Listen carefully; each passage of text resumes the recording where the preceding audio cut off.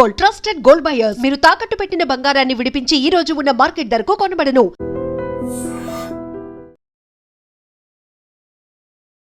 జపాన్లో భారీ భూకంపం సంభవించింది.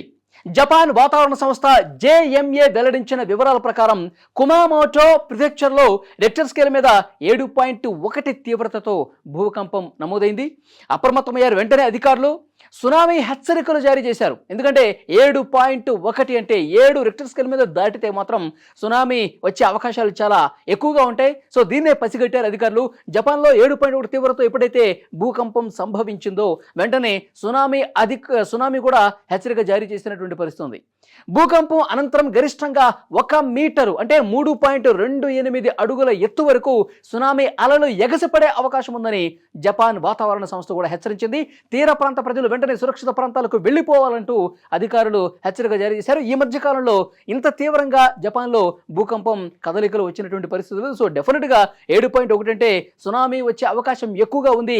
వెంటనే తీర ప్రాంతాలు ఏవైతే ఉన్నాయో జపాన్లో భూకంప కేంద్రానికి అతి సమీపంగా ఉన్నటువంటి తీర ప్రాంతాలు ఏవైతే ఉన్నాయో వాళ్ళందరూ కూడా హుటాహుటిన అక్కడ ఖాళీ చేసి వెళ్ళిపోండి అని చెప్పి అధికారులు హెచ్చరిక జారీ చేసినటువంటి పరిస్థితి.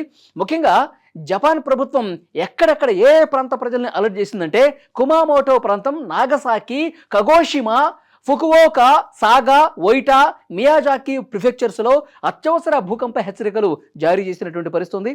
సో ఇవన్నీ కూడా జపాన్ దక్షిణ భాగంలోని క్యూషు ద్వీపంలో ఉన్నాయన్నమాట. సో అధికారులు ఎప్పటికప్పుడు పరిస్థితిని పరిశీలిస్తున్నారు, పర్యవేక్షిస్తున్నారు. ప్రజలు అధికారిక సూచనలు తప్పనిసరిగా పాటించండి.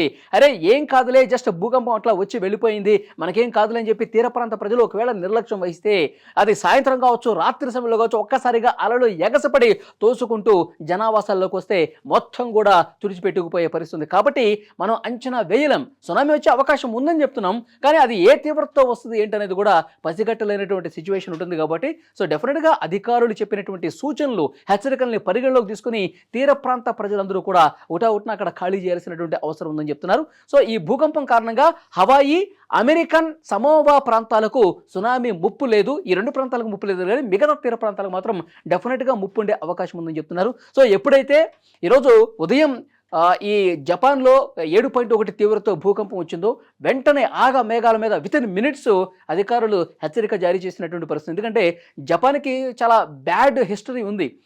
సునామీలు వచ్చినటువంటి నేపథ్యంలో ఎంత నష్టం జరిగింది, మొత్తం జనావాసాలు కావచ్చు, పెద్ద పెద్ద బిల్డింగులు కావచ్చు, మొత్తం కూడా సునామీ వల్ల పూర్తిగా నష్టపోయినటువంటి పరిస్థితి, వందలదిగా జనం చనిపోయినటువంటి పరిస్థితి. కాబట్టి మళ్ళీ అలాంటి సిచ్యువేషన్ రాకుండా ప్రాణం ముప్పు అనేది ఆల్మోస్ట్ తగ్గించే పరిస్థితి ఉండాలంటే కనుక అధికారుల హెచ్చరికల్ని పరిగణలోకి తీసుకొని తీర ప్రాంత ప్రజలు వెంటనే అక్కడ ఖాళీ చేయాల్సినటువంటి అవసరం ఉంది. ఒకవైపు జపాన్లో ఈ రకమైనటువంటి పరిస్థితి ఉంటే 7.1 తీవ్రతతో భూకంపం వచ్చి సునామీ హెచ్చరికలు జారీ చేస్తే అట్ ద సేమ్ టైం చైనాలో కూడా భూమి కంపించింది. 5.8 తీవ్రతతో అక్కడ భూకంపం వచ్చింది. 18 నిమిషాల వ్యవధిలో 2 సార్లు చైనాలో భూకంపం వచ్చింది.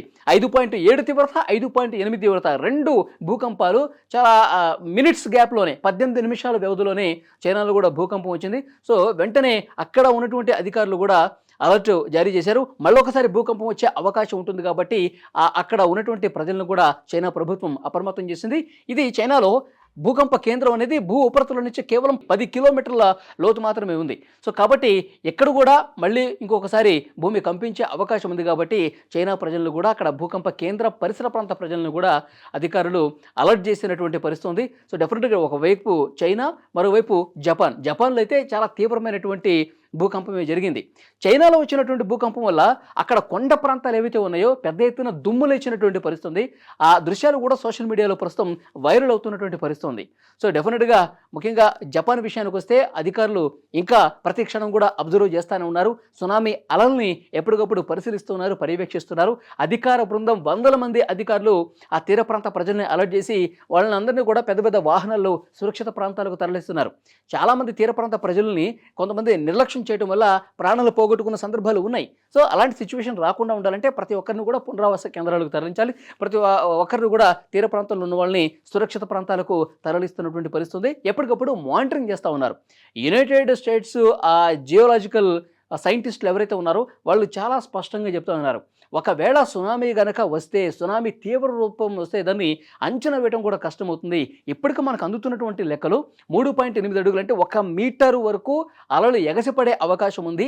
తీర ప్రాంతం లోపలికి చొచ్చుకొచ్చే అవకాశం ఉంది. కాబట్టి సో డెఫినెట్గా ఆ ప్రాంతాల్లో ఉన్నటువంటి ప్రజలు మరింత అప్రమత్తంగా ఉండాలి, జాగ్రత్త చర్యలు తీసుకోవాలి. అధికారులు చెప్పిన మాట విని మీరు సురక్షిత ప్రాంతాలకు వెంటనే వెళ్ళిపోండి అని కూడా స్పష్టంగా హెచ్చరిక జారీ చేసినటువంటి పరిస్థితి. ప్రస్తుతం జపాన్లో ఆ భూకంప కేంద్రం తీర ప్రాంత ప్రజలు అందరూ కూడా, తీర ప్రాంతాలు చిన్న చిన్న పట్టణాలు కావచ్చు, గ్రామాలు కావచ్చు, వాళ్ళందరినీ కూడా సురక్షితంగా తరలిస్తున్నటువంటి పరిస్థితి ఉంది. నష్టాన్ని ఇంకా అంచనా వేస్తున్నారు. భూకంపం వల్ల ఎక్కడైనా బిల్డింగులు పడిపోయినాయా, ఈ భూకంపం కారణంగా ఎక్కడైనా ప్రాణ నష్టం జరిగిందా? సో అధికారులు ఒకవైపు దీన్ని పర్యవేక్షిస్తున్నారు, మరోవైపు సముద్రానికి దగ్గరగా ఉన్నటువంటి ప్రాంతాల ప్రజలను కూడా సురక్షితంగా తరలిస్తున్నటువంటి పరిస్థితి ఉంది. సో ఎప్పుడు ఏమైనా జరగచ్చు కాబట్టి అధికారులు నిశితంగా అక్కడ ఉన్నటువంటి పరిస్థితిని పరిశీలిస్తూ ఉన్నారు.